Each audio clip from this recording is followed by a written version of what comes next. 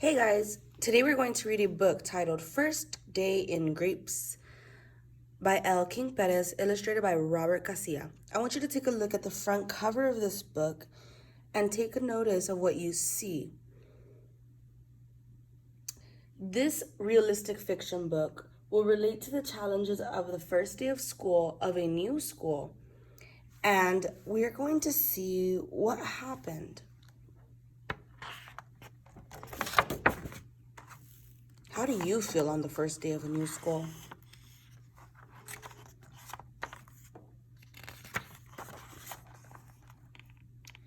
Chico never could decide if California reminded him of a fruit basket or a pizza. His family traveled from one migrant camp to another, picking fruits and vegetables. From oranges to apples they went, from onions to tomatoes to peppers. They had arrived at a camp in grapes last night. Get up, Chico, pronto, Mama called as her hands patted the tortillas she was making for the family's meals. You can't be late to your first day. Ándale, let's go. He'd had so many first days in artichokes, first days in onions, first days in garlic. Now his first day in third grade would be in grapes. I don't want to go to school, Chico complained to Mama when he went to the kitchen to wash. Kids pick on me. They call me names. Mama tippy-toed on a stool like a circus acrobat. She was hanging the yellow curtains that had belonged to Abuela, his grandmother. Mama moved the curtains from camp to camp, trying to make each new place feel like home. Listen, Mama said, we all have jobs and school is yours.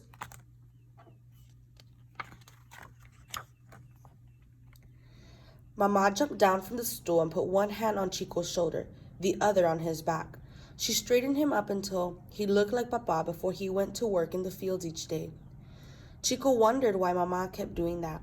Sure as grapes turned purple, she stood him tall when he went to school. Mama didn't know how scary school could be. She didn't understand that some kids don't like him. Maybe it was because he often moved before kids got to know him, or because he spoke Spanish sometimes. Besides, Chico figured he didn't need to go to school that much.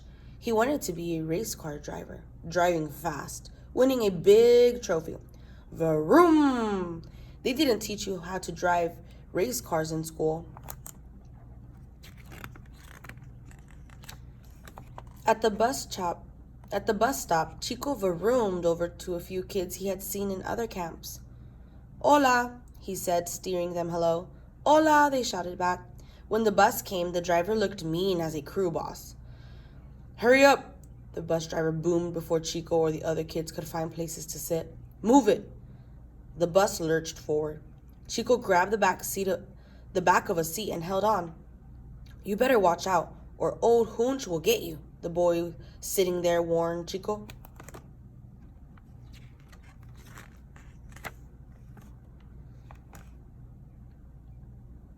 So that's old Hunch from Grapes, Chico thought, staring at the driver. He was so mean. Kids in other camps talk about him. They joke it'd take a pot of tamales to fill up old Hunch and make him nice. Two boys in the first row bounced on their seats and shoved each other. Hey, new kid, one of the boys called to Chico. What are you looking at? They didn't seem afraid of old Hunch, even though he frowned at them in the mirror. You better watch out for those troublemakers too, Chico's seatmate said. Mike and Tony, they're mean kids in fourth grade. At school, this office secretary told Chico to go to room 8. There, George Washington's picture hung above the chalkboard. Chico silently greeted his old friends from other school. Buenos dias, amigo. The teacher's name was Miss Andrews. Welcome, Chico, she said. You can sit here by John Evans. John looked friendlier than many of the kids he'd met in other schools. You're lucky you're in this class, John said. Miss Andrews is the best teacher. She can crack a home run over the playground fence, and every time she rounds home, she gives a loud cheer. Chico's eyes got big as lemons. You fooling me, Chico said. He wondered how a little señorita like Miss Andrew could hit a ball so far. She cheers for herself? During the Pledge of Allegiance, Chico felt goosebumps on his arms. The pledge made him feel proud to be an American, even though some people treated him like a foreigner. Miss Andrews asked two new students to tell the class about themselves. Sylvie, a girl from camp, stood and took a little bow.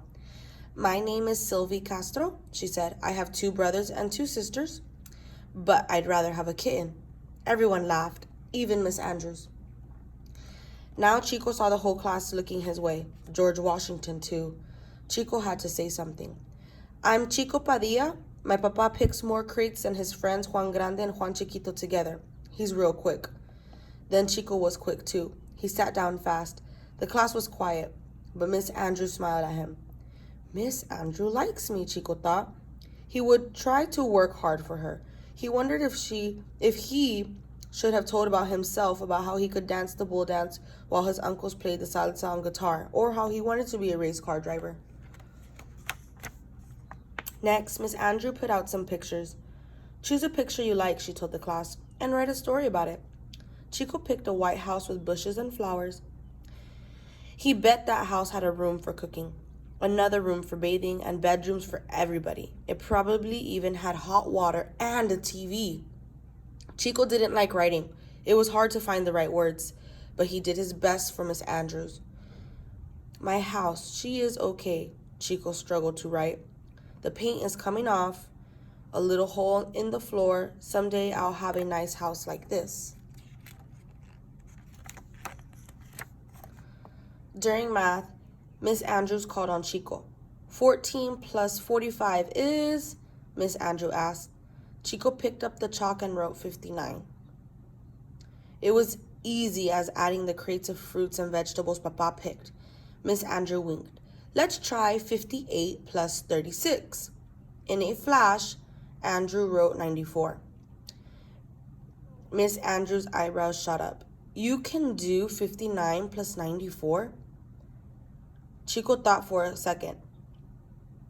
Then he wrote 153. Oh yes, Miss Andrew, giving a thumbs up. Chico hadn't felt this good since he's broken the piñata at the harvest picnic. I bet you like the math fair, John told Chico when he got back to his desk. It's next month. Chico knew about math fairs. They had one at the school in Radishes and at the school in Dates, but his family always moved before he could compete.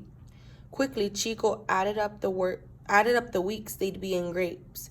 If they stayed through raisins, maybe he'd get to go to the math fair. The first day isn't so bad, Chico thought, sitting at lunch table.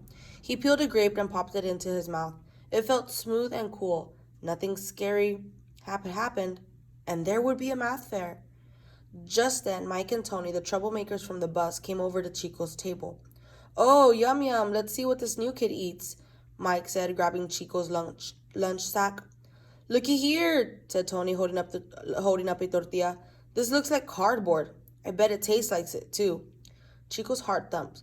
Why would anyone say something like that about a tortilla?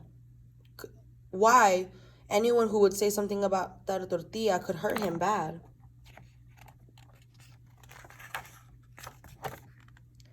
Betcha his mommy makes them, Mike teased. Don't talk about my mama, Chico warned in a low voice. What you say? Mike said. That's when Chico felt Mama's hands. Finally, he got it. Mama meant for him to have courage, be strong, although his knees felt weak. Chico stood up tall. It got quiet enough to hear cucumbers grow. Tony leaned so close Chico could feel his breath. Then Tony pointed his finger and smirked. Well, look who's trying to be macho. Chico didn't feel macho, and he didn't feel brave either. He wished he were back at the chalkboard working math problems. Suddenly, Chico said, Do you know what 59 and 94 is?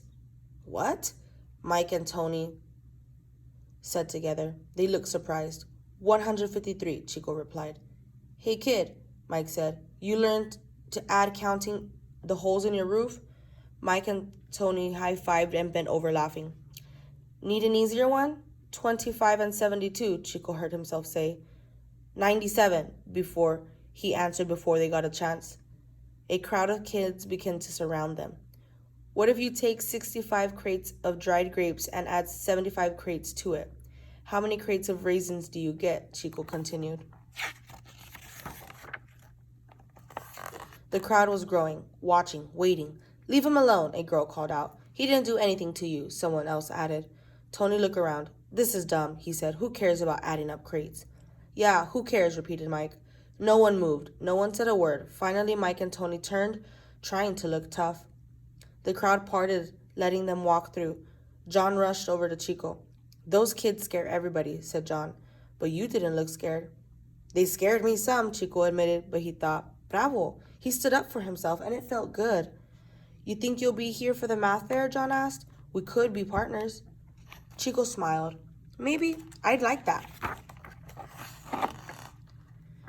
That afternoon, getting off the bus, Chico walked past Old Hunch. Buenas tardes y gracias, Chico said. Old Hunch glared at him. What'd you say? I said good afternoon and thank you. You know, for the ride. He took a deep breath. And my name is Chico, Chico Padilla. I live here now, in Grapes. Old Hooch rested his elbow on the steering wheel and looked down in Chico's lane. Well, good afternoon to you, Chico Padilla, he mumbled. See you tomorrow.